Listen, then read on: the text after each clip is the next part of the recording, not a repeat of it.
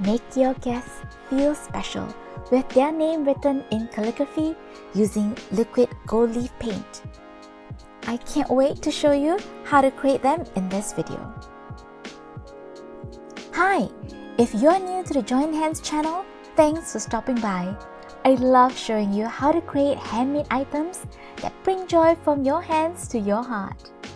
Now this is the second of a 3-part series on using different ways to create calligraphy on tiles. If you're interested in tutorials just like this, make sure to like, subscribe and hit that bell. We have to start with the preparation in choosing our tiles, but I covered that in the first part and I'll link that video here. Let's get into today's video. If you're giving away your tiles as keepsakes, I would really recommend you going with the liquid leaf.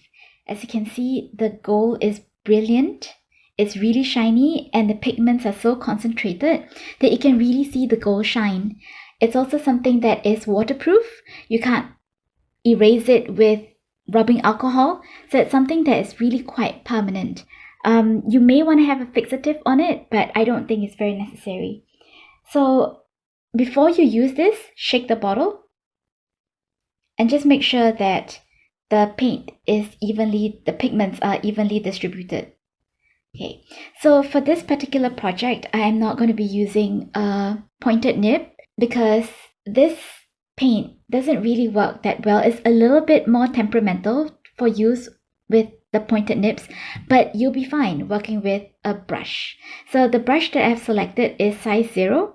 It's a round brush. Now we're ready to write. Remember to shake your bottle.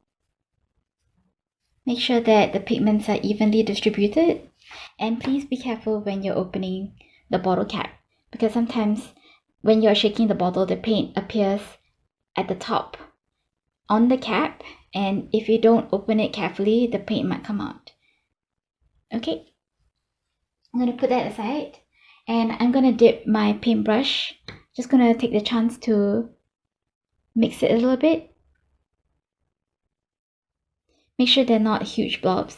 So if you're writing using watercolor brush, I would really recommend, if your surface area is small, like this tile, not to have too many letters, because your brush strokes are never going to be as fine as your pen nib strokes.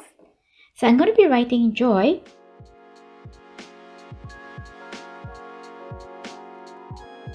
So I'm going to write my J.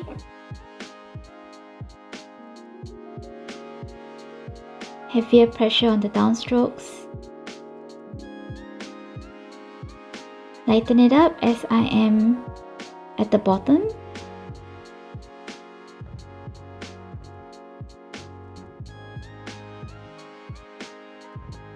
Okay, when I'm starting a new stroke, I will get some more paint, just to make sure I don't run out of paint midway.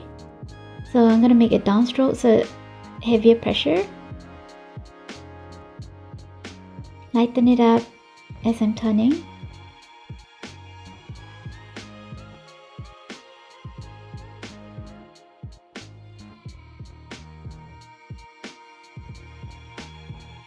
Heavier pressure downstrokes.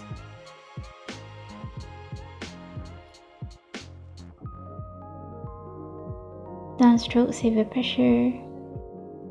Lighten it up as you're turning.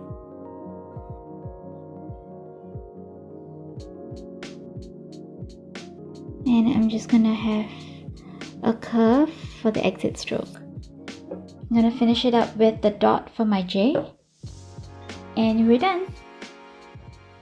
So as you can see, it's a brilliant gold and really quite nice, and I'll take a picture of it once the paint is dry. Now that the paint is dry, I just want to show how it looks like at all angles. You can see that the paint is really opaque, and even if you turn it, you can see it from different angles, and that's what I like as compared to some of the gold inks where because it's so shimmery, sometimes you can't see it from all angles, but this one is really opaque and I really like using it.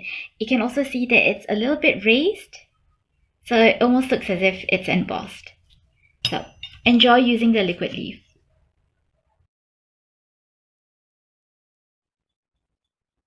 if you're using the liquid leaf, I think it's something that you're going to give away as a keepsake. But what if you make a mistake and you need to rub it off? The only thing that can rub off the liquid leaf is paint thinner or turpentine. And this is what I'm using. I'm just using a normal, it says kerosene, but actually it's thinner.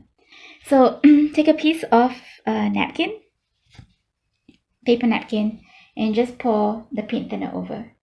Okay, so, and then you can rub it off. If there's not enough, you can pour more.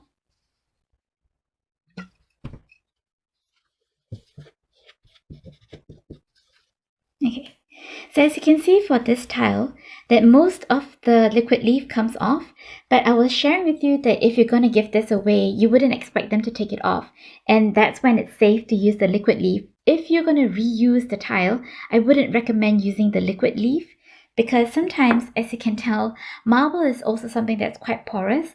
So this is another marble piece that I had, and this are the strokes from the liquid leaf. It's impossible to come off because marble really soaks up the paint and it leaves red streaks.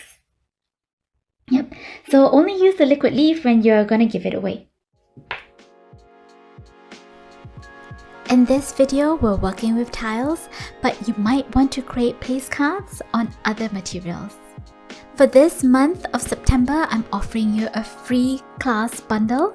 The first class is going to be on how to create place cards using shells, which are perfect for beach themed events. The next one is going to be creating place cards on a gate, which are very classy. And the last one is about creating place cards or other event decor on pebbles. And these are great, especially if you have nature-themed events. If you want to have free access to the class, because normally you would require a Skillshare membership, just drop your email in the link placed in the description box below. The access link is going to drop in your inbox on the 29th of September. What other materials would you like to see as place cards? Tell me in the comments down below. Now I have one more video on tile place card, so I'll see you in the next video.